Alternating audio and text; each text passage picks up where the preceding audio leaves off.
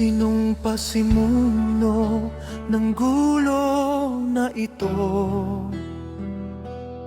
Di ba ang nakaupo sa malansang trono?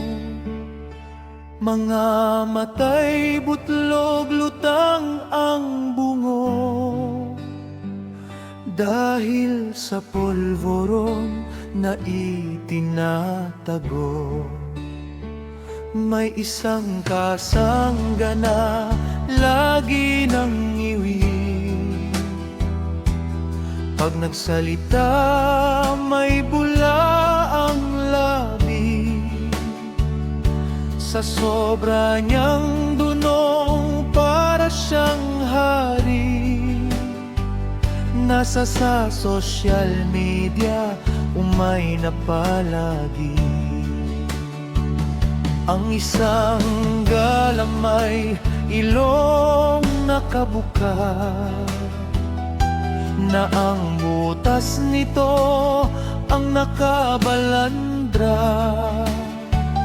Gas-gas na ang mukha doon sa kamera, nakatanggap din daw ng mga maleta. Ang lipunang ito parang sindikato na binabayaran bawat isang ulo.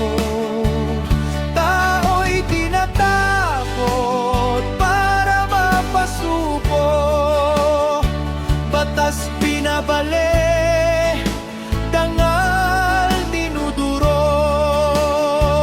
May kalaban silang di mabayaran at di rin matakot, sapagkat palaban.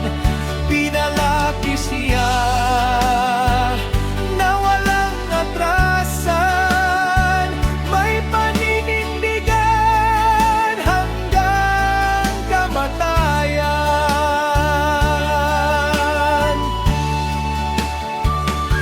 May kakampi sila na babaeng gurang, na nagmamalinis kanyang kapurihan. Akala matuwid at may karangalan, katapat ay sabana di tinantanan.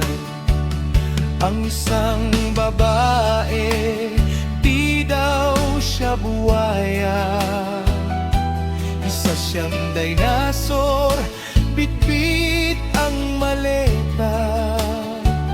Malapad ang mukha, genius ang tegnya,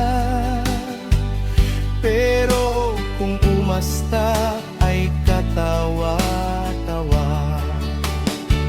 Daming public servant na biglang yumaman, dating limahid, walang ising kuman. Ang buwis ng bayan pinaghati-hatian ng mga buwaya na sadyang kawatan. Ang lipunang ito parang sindikato na binabayaran bawat isang ulo. Tao'y tinatakot para mapasuko, batas binabali, dangal dinuduro. May kalaban sila di mabayaran at di rin matakot, sapagkat palaban. Pinalaki siya na walang matrasan, may paninindigan hanggang kamatayan. May kalaban